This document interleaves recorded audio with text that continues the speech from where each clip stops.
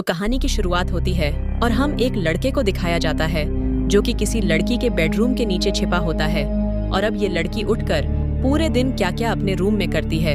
ये सब कुछ लड़का उसके बेड के नीचे से देखना चाहता है। अब ये लड़का कौन है आखिर, और ये इस बेड के नीचे क्या कर रहा है, ये हमें मूवी में आगे पता चलेगा। तो हम जान पाते हैं कि इस लड़के का नाम मिशु होता है और ये लड़का खुद से बहुत ही अकेला रहता है और इसके साथ साथ इसका स्कूल में भी कोई दोस्त नहीं होता और ना ही इसके घर वालों की इसकी कोई कदर होती है। और इस वजह से मिशु को यह बात बहुत ही चुभती है और जब उसके क्लास के ग्रुप की फोटो खींच रही होती है तो मिशु उसमें भी नहीं होता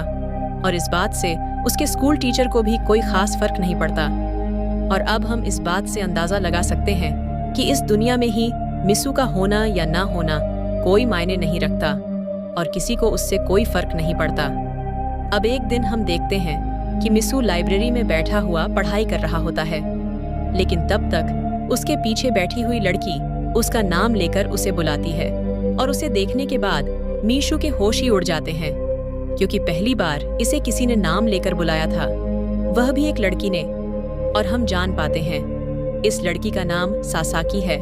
और हम जान पाते हैं कि सासाकी यहाँ पर इसकी बहुत हेल्प करती है। जिसके बाद अब ये दोनों एक जगह पर कॉफी पीने के लिए जाते हैं और अब ये दोनों कॉफी पी रहे होते हैं और ऐसा देखकर मिशु बहुत ज्यादा खुश होता है क्योंकि आज तक उसके साथ किसी ने भी कॉफी नहीं पी थी और आज के दिन उसके साथ एक बहुत ही खूबसूरत लड़की बैठकर उसके सामने कॉफी पी रही है। अब उस दिन को लेकर आज पूरे 11 साल हो गए हैं क्योंकि उस दिन के बाद से मिशु ने सासाकी को कभी नहीं देखा और मिशु 11 साल से सासाकी को ढूंढ रहा होता है और बहुत ढूंढने के बाद आखिरकार मिशु को सासाकी का घर दिख जाता है। अब यहाँ पर हम देखते हैं कि मिशु सासाकी को छुपकर देखता है जो कि पहले जैसी नहीं रही। यहाँ पर वह देखता है कि वह बहुत ही कमजोर हो चुकी है और बहुत ज्यादा उदास रहती है और इसके साथ साथ उसे दूसरे लोगों से कोई भी लेना देना नहीं है। और अब यहाँ पर मिशु उसके सामने खड़ा होता है लेकिन सासाकी बिना उसे पहचाने उसे छोड़कर आगे निकल जाती है क्योंकि इन दोनों को बिछड़े लगभग 11 साल गुजर चुके हैं। और अब हम देखते हैं कि मिशु एक शॉप खोल लेता है जो कि सासाकी के घर के बिल्कुल सामने होता है और मिशु शॉप के ऊपर वाले फ्लोर में रहने लगता है और सासाकी के अपने टाइम की एक बड़ी फोटो फ्रेम अपनी दीवार पर लगा देता है और वहाँ पर वह एक पुतली को एक ड्रेस भी पहना आता है जिसे सासाकी ने 11 साल पहले पहना था। अब इसके बाद हम देखते हैं कि मिशु सासाकी को अपने घर से रोज देखता है और अब हम देखते हैं कि यहाँ पर मिशु की शादी भी हो चुकी है और उसका हस्बैंड उसे एक रात बहुत ज्यादा मार रहा होता है और ऐसा देखने के बाद मिशु बहुत ज्यादा शॉक्ड हो जाता है और अगले दिन फिर से मिशु सासाकी को देखने के लिए जाता है और वहां पहुंचकर वह देखता है कि उसका चेहरा बिल्कुल खराब हो चुका है क्योंकि उसके हस्बैंड ने उसे बहुत ही ज्यादा मारा है। और अब इसके बाद में मिशु सासाकी को खुश करने के लिए उसके घर पर एक बड़ा सा गुलदस्ता और नोट उसके दरवाजे पर छोड़कर चला जाता है और उस गुलदस्ते में लिखा होता है कि हमें हमेशा खुश रहना चाहिए। लेकिन सासाकी उन नोटों को और फूलों को कचरे में डालकर चली जाती है क्योंकि उसे इन सब चीजों से कोई भी फर्क नहीं पड़ता क्योंकि वह आजकल अपनी जिंदगी में सबसे ज्यादा टॉर्चर सह रही है। और अब इसके बाद हम देखते हैं कि एक दिन सासाकी उसकी शॉप पर आती है और वहां से एक फिश एक्वेरियम खरीदती है। अब इसके बाद मिशु अरियम को लगाने के लिए उसके घर में जाता है और वहीं पर वह मौका पाकर उसके घर की चाबी चुरा लेता है और उसके साथ साथ उसके लाइटर में वह एक माइक्रोफोन भी लगा देता है ताकि वह उसके घर में हो रही सारी बातों को सुन सके। और अब उसी रात को वह सुन पाता है कि सासाकी का पति उसका रेप करता है और मिशु अपने रूम में बैठकर यह सारी बातें सुन रहा होता है। अब ये सारी चीजें मिशु को बहुत ज्यादा बुरी लगती हैं।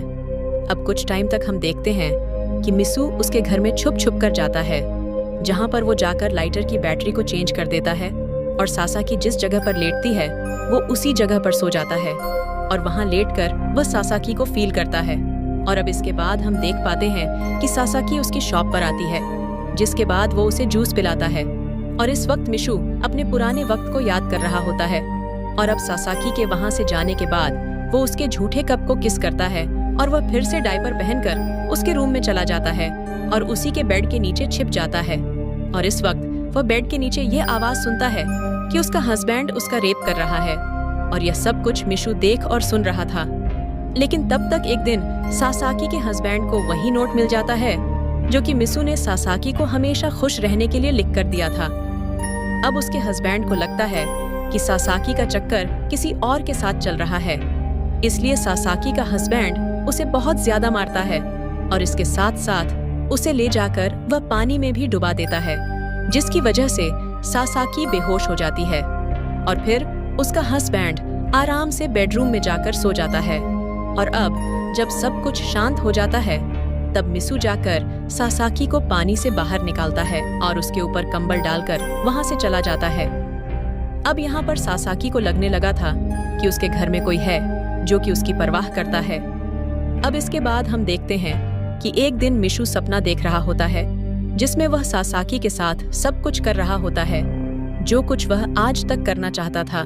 और अब यहाँ पर मिशु ने सोच लिया था कि अगर उसके हस्बैंड ने दोबारा से सासाकी को हाथ लगाया तो वो उसे मार डालेगा, जिसके बाद वो वापस से सासाकी के घर भी जाता है। और इस रात वो पहुंचकर देखता है कि सासाकी अपने हस्बैंड से कह रही है कि उसे अपनी मॉम के घर पे जाना है क्योंकि उसकी मॉम हॉस्पिटल में है, लेकिन उसका हस्बैंड उसे वहां जाने से मना कर देता है। लेकिन ऐसा देखकर उसे बहुत गुस्सा आता है और वो सासाकी के हस्बैंड को जाकर एक थप्पड़ मारता है। अब इसकी वजह से उसका हस्बैंड उस पर बहुत ज्यादा चिल्लाता है, जिसकी वजह से उसे बहुत ज्यादा मार भी पड़ती है और अब वो फिर से उसका रेप करने लगता है। लेकिन ये सब कुछ मिसू देख रहा होता है और वह कुछ भी नहीं कर पाता और वह वापस अपने घर पर आ जाता है और वह सासाकी को बचा नहीं पाया। इस वजह से बहुत ज्यादा रोता है और अगले दिन देखता है कि सासाकी अपने बच्चे को लेकर वहां से भाग रही होती है। तब मिसू उसका पीछा करने लगता है, लेकिन उसके पीछा करने का कोई मतलब नहीं निकलता क्योंकि वह बहुत ज्यादा दूर निकल चुकी थी। अब इसके बाद हम देखते हैं कि सासाकी एक होटल में रुक जाती है, लेकिन तब तक वहां उसका हस्बैंड भी आ जाता है और उसे वहां पर फिर से मारपीट कर उसे अपने घर ले जाने लगता है। और यहाँ पर वह उसे जान से मारने की कोशिश करता है, लेकिन सही वक्त पर वहां पर मिशु आकर उसे बेहोश कर देता है। और अब अपने हस्बैंड को बेहोश देखकर सासाकी उसका गला दबाने की कोशिश करती है क्योंकि आज तक उसने उसको बहुत ज्यादा टॉर्चर किया था। लेकिन तब तक मिशु उसका हाथ उसके गले से हटाता है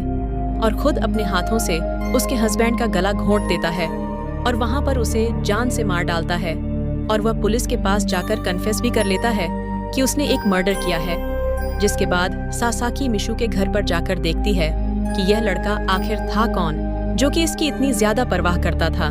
लेकिन अब सासाकी को उसके बचपन की फोटो मिल जाती है जहां पर उन्होंने ग्रुप में फोटोज क्लिक करवाए थे। और तब सासाकी को याद आता है कि यह वही लड़का है जिसके साथ मैंने कॉफी पी थी। और अब इसके बाद सासाकी को इसका नाम भी याद आ जाता है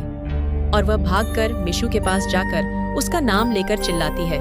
और यह सुनकर वह बहुत ही ज्यादा खुश होता है और उसे एक हल्की सी स्माइल देता है। और इसी को दिखाते हुए इस मूवी का यहीं पर एंड हो जाता है।